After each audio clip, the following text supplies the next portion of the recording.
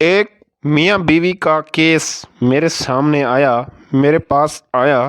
ان کا آپس میں شدید جھگڑا چل رہا تھا۔ وہ ایک دوسرے کا چہرہ دیکھنے کے بھی روادار نہیں تھے۔ انہوں نے سوچا کہ لوگوں کے مشورے پر عمل درآمد کیا جائے اور تھوڑی سی تھراپی کرا لی جائے۔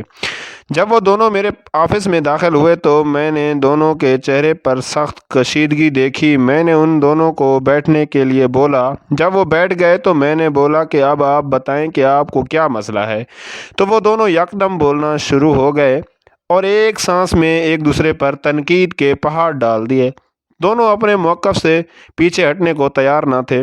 میں نے ان دونوں کو اپنے دل کی بھڑاس نکالنے دی اور چپ کر کے ان کی لڑائی ختم ہونے کا انتظار کرنے لگا۔ جب دونوں بول بول کر تنگ آ گئے تو میں نے انہیں بولا کہ اچھا، یہ تو لڑائی اور خامیوں والی کہانی ہو گئی۔ اب ایک دوسرے کی خوبیاں بیان کرو۔ تم دونوں کو ایک دوسرے میں کیا کیا باتیں پسند ہیں؟ دونوں بالکل خاموش ہو گئے۔ بہت دیر تک دونوں نے کچھ نہیں بولا۔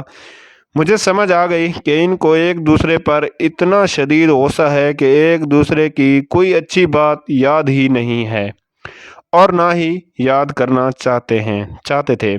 میں نے ایک کاغذ ایک پین دونوں کو تھما دیا اور میاں بیوی کو بولا کہ اپنے اپنے کاغذ پر ایک دوسرے کی خوبیاں تحریر کرو۔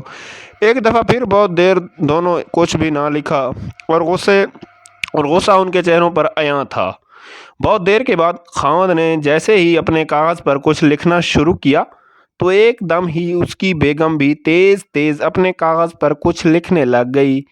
لگ رہا تھا کہ ابھی بھی دونوں مقابلے پر اپنا اپنا کاغذ بھرنے بیٹھ گئے تھے۔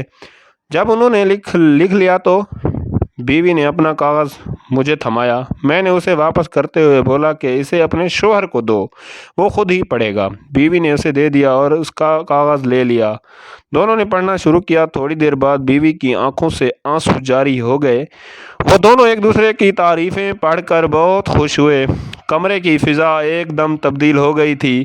ایسے لگ رہا تھا جیسے ان دونوں کی کبھی لڑائی ہی نہ ہوئی ہو۔ میرا فرض پورا ہو چکا تھا۔ وہ دونوں جیسے لڑتے بھڑتے اندر داخل ہوئے تھے ویسے ہی ہنستے مسکراتے باہوں میں باہیں ڈالے کمرے سے نکل رہے تھے۔